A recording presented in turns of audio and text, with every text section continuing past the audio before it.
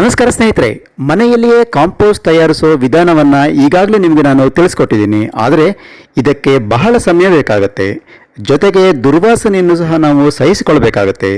ಇದರಲ್ಲಿ ಹುಳುಗಳು ಆಗುವಂಥ ಸಾಧ್ಯತೆ ಕೂಡ ಇರುತ್ತೆ. ಇವತ್ತು ಕಾಂಪೋಸ್ಟ್ನ ನಾವು ಬಹಳ ಕಡಿಮೆ ಸಮಯದಲ್ಲಿ ತಯಾರಿಸುವಂಥ ವಿಧಾನವನ್ನು ತಿಳಿಸ್ಕೊಡ್ತಾ ಇದ್ದೀನಿ. ಇಷ್ಟೇ ಅಲ್ಲ, ಇದರಿಂದ ಕೆಟ್ಟ ವಾಸನೆ ಬರೋದಿಲ್ಲ, ಕೀಟಗಳು ಕೂಡ ಬರೋದಿಲ್ಲ. ಈ ವಿಡಿಯೋವನ್ನು ನೀವು ಎಲ್ಲೂ ಸ್ಕಿಪ್ ಮಾಡದೆ ಕೊನೆವರೆಗೂ ನೋಡಿ.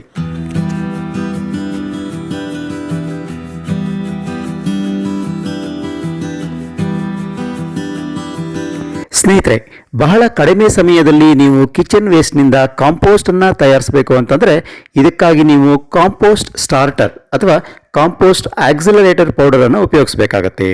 ಈ ಪುಡಿಗಳು ನಿಮಗೆ ಆನ್ಲೈನಲ್ಲಿ ಸಿಗುತ್ತೆ. ಇವುಗಳ ಲಿಂಕನ್ನು ನಾನು ಡಿಸ್ಕ್ರಿಪ್ಷನ್ ಬಾಕ್ಸ್ನಲ್ಲಿ ಕೊಟ್ಟಿರ್ತೀನಿ.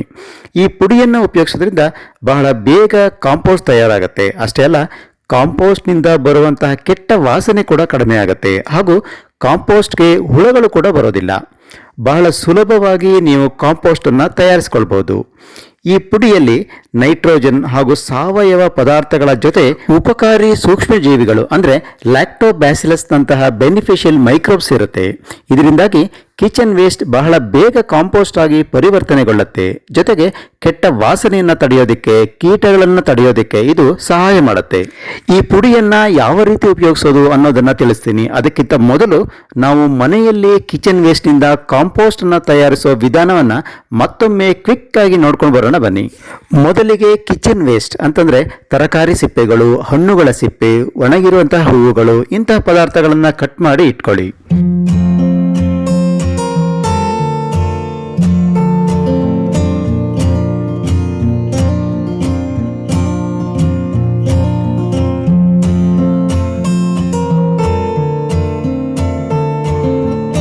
ಈಗ ಒಂದು ಮೀಡಿಯಂ ಸೈಜ್ ಪಾಟನ್ನು ತೆಗೆದುಕೊಂಡು ಮೊದಲಿಗೆ ಸ್ವಲ್ಪ ಒಣಗಿದ ಎಲೆಗಳನ್ನು ಕಟ್ ಮಾಡಿ ಇದಕ್ಕೆ ಹಾಕಬೇಕು. ಒಣಗಿದ ಹುಲ್ಲಿನ ತುಂಡುಗಳನ್ನು ಕೂಡ ನೀವು ಹಾಕಬಹುದು. ಇದರ ಮೇಲೆ ಕಟ್ ಮಾಡಿ ಇಟ್ಟುಕೊಂಡಿರುವಂತಹ ಕಿಚನ್ ವೇಸ್ಟನ್ನು ಒಂದು ಲೇಯರ್ ಹಾಕಿ. ಇದರ ಮೇಲೆ 1 ಸ್ಪೂನ್ ಮೊಸರನ್ನು ಹಾಕಿ, ಇದರ ಮೇಲೆ ಮತ್ತೊಮ್ಮೆ 1 ಲೇಯರ್ ಒಣಗಿದ ಎಲೆ ಕಿಚನ್ ವೇಸ್ಟನ್ನು ಹಾಕಿ, ಮತ್ತೊಂದು ಸ್ಪೂನ್ ಮೊಸರನ್ನು ನೀವು ಸೇರಿಸಬಹುದು. ಹೀಗೆ ಪ್ರತಿದಿನ ಕಿಚನ್ ವೇಸ್ಟನ್ನು ಹಾಕಿ 15 ದಿನಗಳವರೆಗೆ ಹಾಗೆ ಬಿಡಿ. 15 ದಿನಗಳ ನಂತರ ಪಾಟ್ನ ಕೆಳಭಾಗದಲ್ಲಿ ಕಾಂಪೋಸ್ಟ್ನ ರಸ ಈ ರೀತಿ ಇಳಿದಿರುತ್ತೆ. ಇದು ತುಂಬ ಪೌಷ್ಟಿಕಾಂಶಗಳಿಂದ, ಮಿನರಲ್ಸ್ಗಳಿಂದ ಕೂಡಿರುತ್ತೆ. ಆದ್ದರಿಂದ ಇದನ್ನು ಎಸಿಬೇಡಿ. ಈಗ ಇನ್ನೊಂದು ಪಾಟನ್ನು ತೆಗೆದುಕೊಂಡು ಇದರ ಮೇಲೆ ಮುಚ್ಚಿ ಈ ರೀತಿ ಇದನ್ನು ಉಲ್ಟಾ ಮಾಡಿ. ಆಗ ಈ ಪಾಟ್ನಲ್ಲಿರುವಂಥ ಕಾಂಪೋಸ್ಟ್ ಮೆಟೀರಿಯಲ್ಸ್ ಏನಿದೆ ಇದು ಇನ್ನೊಂದು ಪಾಟ್ಗೆ ಟ್ರಾನ್ಸ್ಫರ್ ಆಗುತ್ತೆ.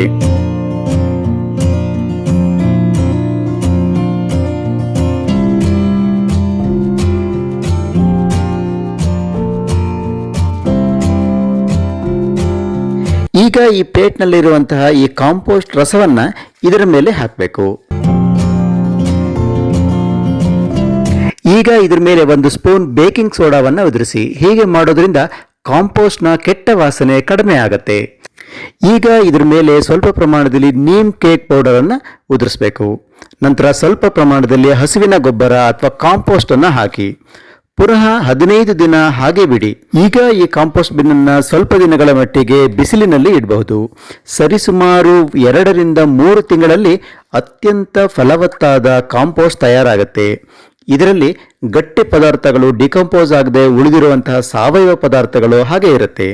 ಇವುಗಳನ್ನು ಒಂದು ಸಾಣಿಗೆಯಿಂದ ಸಾಣಿಸಿ ತೆಗಿಬಹುದು. ಈ ಉಂಡೆಗಳನ್ನು ನೀವು ಪುಡಿ ಮಾಡಿ ಕಾಂಪೋಸ್ಟ್ಗೆ ಸೇರಿಸ್ಕೊಳ್ಬಹುದು. ನೋಡಿ, ಈ ರೀತಿ ನೀವು ಅತ್ಯಂತ ಫಲವತ್ತಾಗಿರುವಂತಹ ಕಾಂಪೋಸ್ಟನ್ನು ಮನೆಯಲ್ಲಿಯೇ ತಯಾರು ಮಾಡ್ಕೊಳ್ಬಹುದು. ಈ ರೀತಿ ಮನೆಯಲ್ಲೇ ತಯಾರಿಸಿಕೊಂಡಂತಹ ಕಾಂಪೋಸ್ಟನ್ನು ನೀವು ಗಿಡಗಳಿಗೆ ಹಾಕೋದ್ರಿಂದ ಗಿಡಗಳು ಬಲಿಷ್ಠವಾಗಿ ಬೆಳೀತವೆ. ಗಿಡದ ತುಂಬ ಹೂಗಳು, ತರಕಾರಿಗಳು ಬಿಡ್ತವೆ. ಸ್ನೇಹಿತರೆ, ಈಗ ಕಾಂಪೋಸ್ಟ್ ಸ್ಟಾರ್ಟರ್ ಅಥವಾ ಕಾಂಪೋಸ್ಟ್ ಆಕ್ಸಿಲರೇಟರನ್ನು ಉಪಯೋಗಿಸಿಕೊಂಡು ಕಾಂಪೋಸ್ಟನ್ನು ಬಹಳ ಬೇಗ ತಯಾರಿಸೋದು ಹೇಗೆ ನೋಡೋಣ ಬನ್ನಿ. ಇದಕ್ಕಾಗಿ ನೀವು ಒಂದು ಕಾಂಪೋಸ್ಟ್ ಬಿನ್ ಅಥವಾ ನಾನಿಲ್ಲಿ ಒಂದು ಪ್ಲಾಸ್ಟಿಕ್ ಬಾಟಲ್, ದೊಡ್ಡ ಸೈಜಿನ ಪ್ಲಾಸ್ಟಿಕ್ ಬಾಟಲನ್ನು ತಗೊಂಡಿದ್ದೀನಿ. ಇದಕ್ಕೆ ನೀವು ನಿಮ್ಮ ಕಿಚನ್ನಲ್ಲಿ ಬಂದಿರುವಂತಹ ಕಿಚನ್ ವೇಸ್ಟ್ ಅಂತಂದರೆ ತರಕಾರಿ ಸಿಪ್ಪೆಗಳಿರ್ಬೋದು, ಹಣ್ಣಿನ ಸಿಪ್ಪೆಗಳಿರ್ಬೋದು, ಇವುಗಳನ್ನ ನೀವು ಕಟ್ ಮಾಡಿ ಹಾಕಬೇಕು.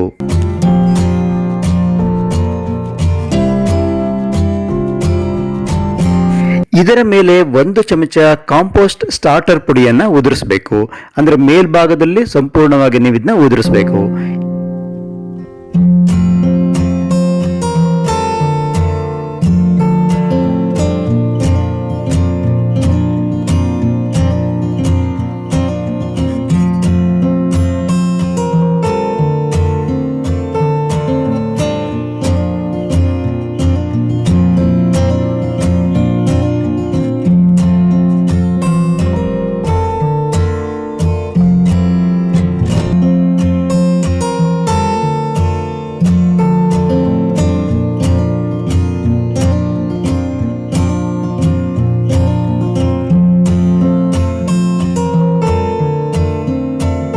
ಇದೇ ರೀತಿ ಪ್ರತಿದಿನ ಬರುವಂತಹ ಕಿಚನ್ ವೇಸ್ಟನ್ನು ಇದಕ್ಕೆ ಹಾಕಿ ಅದರ ಮೇಲೆ ಈ ಕಾಂಪೋಸ್ಟ್ ಸ್ಟಾರ್ಟರ್ ಪುಡಿಯನ್ನು ಉದುರಿಸಬೇಕು.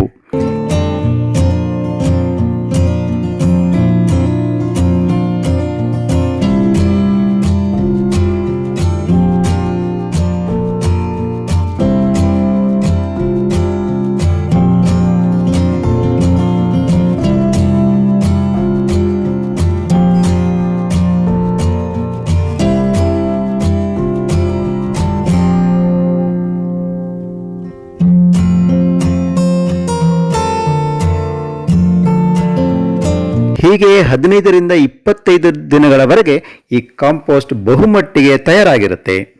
ಒಂದು ವೇಳೆ ಕಾಂಪೋಸ್ಟ್ನಲ್ಲಿ ನೀರಿನ ಅಂಶ ಕಡಿಮೆ ಆಗಿದೆ ಅಂತ ನಿಮ್ಗೆ ಅನಿಸಿದರೆ ಇದರ ಮೇಲೆ ಸ್ವಲ್ಪ ಪ್ರಮಾಣದಲ್ಲಿ ನೀರನ್ನು ಚಿಮುಕಿಸಬಹುದು. ಅಥವಾ ನೀರಿನ ಅಂಶ ಹೆಚ್ಚಾಗಿದೆ ಅಂತ ಅನಿಸಿದರೆ ಇದಕ್ಕೆ ನೀವು ಒಣಗಿದ ಎಲೆಗಳನ್ನು ಪುಡಿ ಮಾಡಿ ಅಥವಾ ಕೋಕೋ ಪೀಟನ್ನು ನೀವು ಇದಕ್ಕೆ ಸೇರಿಸಬಹುದು.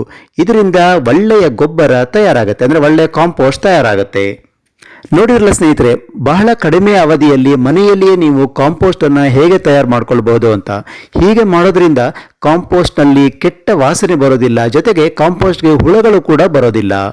ಈ ವಿಡಿಯೋ ನಿಮಗೆ ಹೇಗೆ ಅನ್ನಿಸ್ತು? ಇಷ್ಟ ಆದಲ್ಲಿ ಒಂದು ಲೈಕ್ ಕೊಡಿ, ಕಾಮೆಂಟ್ ಮಾಡಿ, ಹಾಗೂ ಈ ವಿಡಿಯೋವನ್ನು ಶೇರ್ ಮಾಡಿ.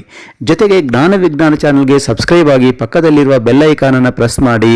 ಇದರಿಂದ ನಾನು ರಿಲೀಸ್ ಮಾಡುವಂತಹ ಎಲ್ಲ ವಿಡಿಯೋಗಳ ನೋಟಿಫಿಕೇಶನ್ ನಿಮಗೆ ಸಿಗುತ್ತೆ. ಹೊಸದೊಂದು ವಿಡಿಯೋದೊಂದಿಗೆ ಮತ್ತೆ ಸಿಗ್ತೀನಿ. ಅಲ್ಲಿವರೆಗೂ ಬೈ ಬಾಯ್.